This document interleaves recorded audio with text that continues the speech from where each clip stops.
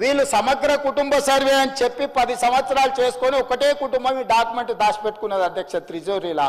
ఎన్నికలు వచ్చినప్పుడల్లా ఈ కులగణన ఇవన్నీ లెక్కలు పెట్టుకొని దీని ప్రకారం నేను అడుగుతున్న 10 ఏళ్ళు ఇట్లనే అబద్ధాల సంఘం అట్లనే ఇది అఫీషియల్ డాక్యుమెంట్ కాదు. నేను అందుకే చెప్తున్నా ఈ రోజు వరకు అధ్యక్ష ఇంతవరకు ఈ డాక్యుమెంట్ బయట గ్రూపులలో సర్క్యులేట్ చేస్తున్నారు.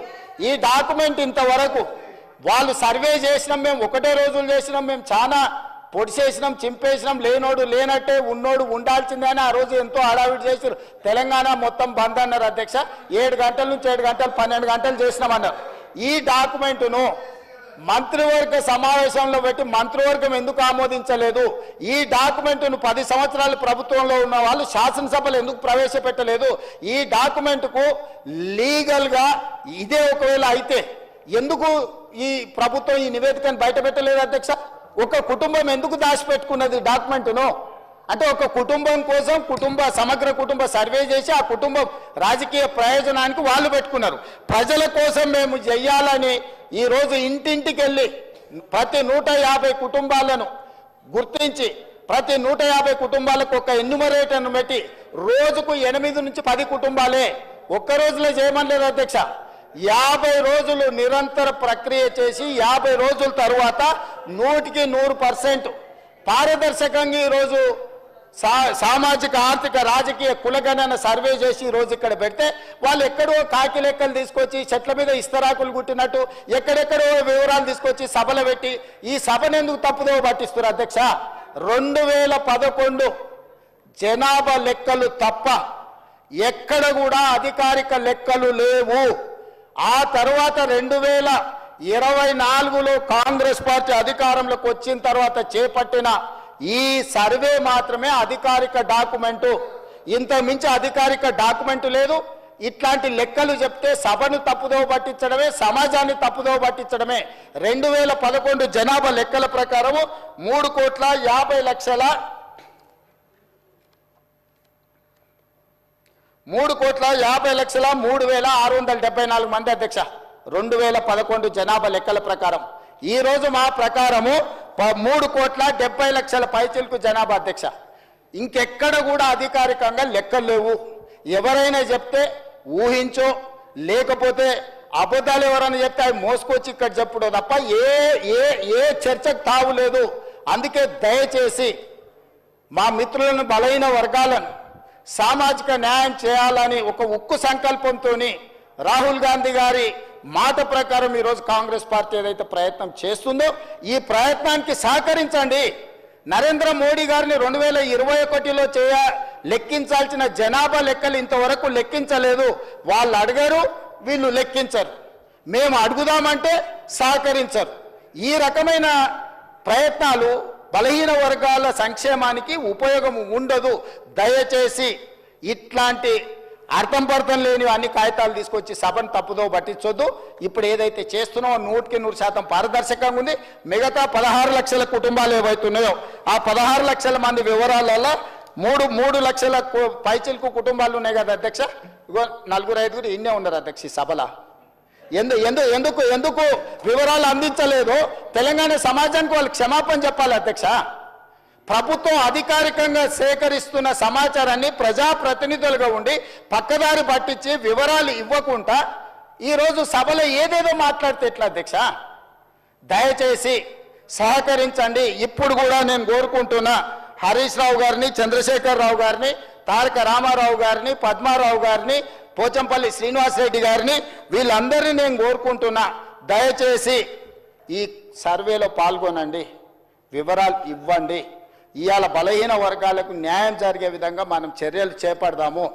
ఇన్ని సంవత్సరాల ఆలస్యమైనా కనీసం ఇప్పుడైనా వాళ్ళ కోసం పనిచేద్దాము. ఇక 42% రిజర్వేషన్ గురించి మా మిత్రుడు శ్రీనివాస్ యాదవ్ గారు అన్నారు. నేను ఒక మాట సూటిగా వారికి సమాధానం నేను చెప్పదలుచుకున్నా. చట్టపరంగా 42% రిజర్వేషన్ ఇవ్వాలి అని అంటే రాజ్యాంగ సవరణ జరగాలి. కానీ రాజకీయంగా వినండి రాజకీయంగా ఈ వేదిక మీద నుంచి నేను మాట ఇస్తున్నా. మా పిసిసి అధ్యక్షుడి గారితో నేను మాట తీసుకొని వచ్చిన అధ్యక్ష. మా పిసిసి అధ్యక్షుడు మహేష్ కుమార్ గౌడ్ గారిని నేను అడిగిన, ఒకవేళ చట్టపరంగా 42% ఇవ్వడానికి అవకాశం లేకపోతే పార్టీ పరంగా రేపు జరగబోయే స్థానిక సంస్థలలో కాంగ్రెస్ పార్టీ 42% సీట్లు ఇస్తామని చెప్పినాం అధ్యక్ష.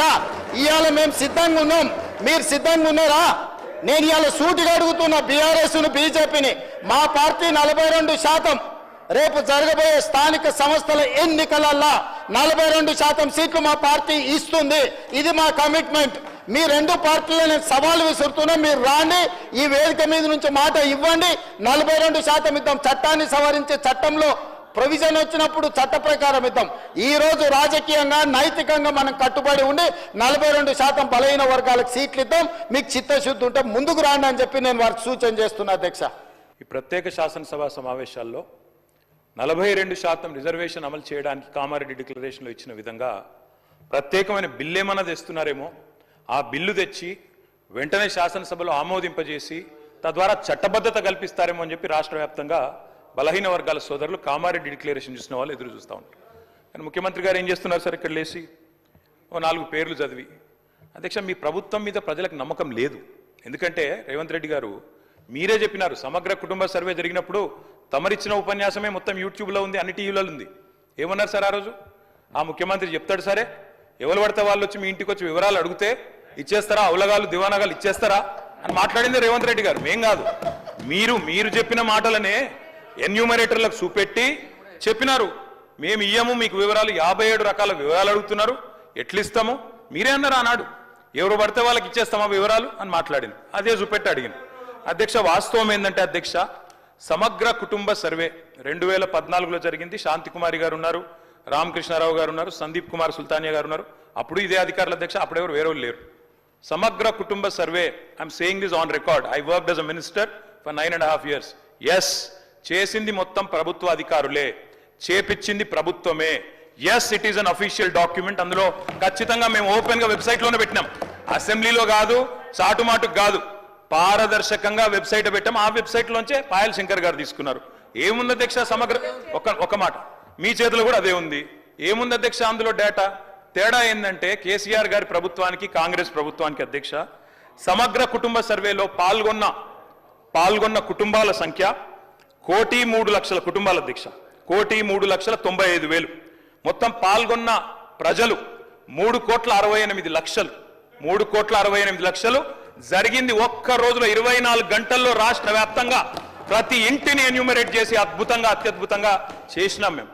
చేసిన తర్వాత ముఖ్యమంత్రి గారు నిజంగా ఎంత మిస్లీడింగ్ గా మాట్లాడుతున్నారంటే అధ్యక్ష, వారు అంటారు, అధ్యక్ష ఇంతకు మించిన టాపిక్ లేదు అధ్యక్ష, వారు అడిగిన ప్రశ్నకు తప్పకుండా మా ప్రభుత్వం గతంలో చేసిన పని గురించి వారు అనుమానాలు తలెత్తే విధంగా ఏదైతే మాట్లాడినారో దాని గురించి చెప్పాలి అధ్యక్ష. వారు అంటారు అధ్యక్ష బీసీల సంఖ్య అందులో ఎంత అని. ఎస్, ఆనాడు బీసీల సంఖ్య సమగ్ర కుటుంబ సర్వే ప్రకారం 1,85,61,856, 51%. 51% బీసీలు ప్లస్ అది కాకుండా ముస్లిం సామాజిక వర్గంలో ఉండే బీసీలను కూడా కలుపుకుంటే 10%. మొత్తం ఆనాడు సమగ్ర కుటుంబ సర్వే ప్రకారం రాష్ట్రంలో బీసీల సంఖ్య 61%. ఈ రోజు రాష్ట్ర వ్యాప్తంగా మేము మాట్లాడడం కాదు అధ్యక్ష, ఇక్కడ మా శ్రీనివాస్ యాదవ్ గారు కరెక్ట్ గా చెప్పినారు. మీ కాంగ్రెస్ పార్టీ ఎమ్మెల్సీ చెప్తున్నాడు బయట, దీన్ని తగలబెట్టండి, ఇంకా గలీజ్గా మాట్లాడి నా మాట అన్న, తగలబెట్టండి అన్నాడు. దీన్ని తగలబెట్టండి, ఈ నివేదికలు తప్పుల తడక అని కాంగ్రెస్ పార్టీ ఎమ్మెల్సీ చెప్తున్నాడు, మేం కాదు. రాష్ట్ర వ్యాప్తంగా బలహీన వర్గాల సంఘాలు చెప్తున్నాయి. ఏమని చెప్తున్నాయి అధ్యక్ష?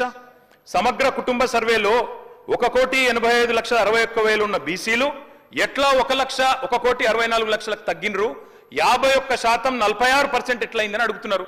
శంకరన్న కూడా అదే అడిగింది కదా అధ్యక్ష, తప్పేం అడిగిండు? ఇక్కడ శంకరన్న ఒక్కడే అడుగుతలేడు అధ్యక్ష, బయట మీ కాంగ్రెస్ పార్టీ ఎమ్మెల్సీ మాట్లాడుతున్నాడు, మీరిచ్చిన స్టేట్మెంట్ను, మీరిచ్చిన నివేదికను తగలబెట్టమని చెప్పిండు అధ్యక్ష, మామూలు కాదు. ఇంకొక మాట అధ్యక్ష, మేము అనుకున్నాం అధ్యక్ష శాసనసభ సమావేశం ప్రత్యేకంగా పెడితే, ఇవాళ ఏం చెప్పినారు మీరు కొత్తగా? మీరు చెప్పింది ఈరోజు చెప్పింది మొన్న ఉత్తమ్ కుమార్ రెడ్డి బయట ప్రెస్లే చెప్పిండ్రు. ఆయన ఉత్తమ్ కుమార్ రెడ్డి గారు సబ్ కమిటీ చైర్మన్ గా ప్రెస్ మీట్ లో ఇవాళ మీరు చెప్పిన లెక్కలని మొన్ననే చెప్పిండ్రు. ఎందుకు పెట్టిండ్రు మీరు? ఇవాళ మేమేమనుకున్నాం, 42% రిజర్వేషన్ ఇవ్వడానికి చట్టబద్ధత కల్పిస్తూ బిల్లు తెస్తారనుకున్నాం. లేదా మీరు చెప్పినట్టు 56% బీసీలుంటే ఆ 56% బీసీలకు బీసీ సప్లాన్ చేస్తారేమో అనుకున్నాం. ఏమీ లేకుండా ఇలా వచ్చి ఒక స్టేట్మెంట్ ఇక్కడ పెట్టి ఏదో సాధించిన చరిత్ర అంటే అధ్యక్ష 5% బీసీ జనాభా అధ్యక్ష బీసీలను ఇంకా అనగదొక్కడానికి చేసినటువంటి ఒక కుట్ర ఈ నివేదికను నేను ఎట్టి పరిస్థితుల్లో అంగీకరిస్తలేను. ఇది బీసీల భవిష్యత్తును సమాధి చేయడం కోసం తయారు చేసిన నివేదికగా భావిస్తూ ఈ నివేదికను నేను చెప్పిన ఉచ్చబోసి తగలబెట్టండి అని చెప్పిన ఉచ్చబోస్తే తగలబడదు కాబట్టి ఈ నివేదికను తగలబెట్టి పారేస్తా ఉన్నాం. ఈ రాష్ట్ర ప్రభుత్వం చేపట్టినటువంటి దుర్మార్గమైనటువంటి దొంగ సర్వేకు నిరసనగా ఈ పేపర్లను తగలబెడతా ఉన్నా.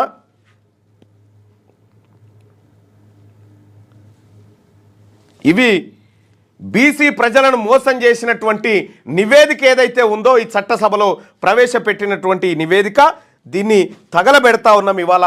ఇది దొంగ లెక్క. ఈ లెక్కల ద్వారా బీసీల అస్తిత్వం పోతా ఉంది. అందుకోసమే ప్రజలారా ఈ లెక్కని ఎట్టి పరిస్థితిలో మేము అంగీకరించాం. ఇది దొంగ లెక్క, ఇది జానారెడ్డి చేసినటువంటి సర్వే, ఈ సర్వేని మేము ఎట్టి పరిస్థితిలో అంగీకరించాం.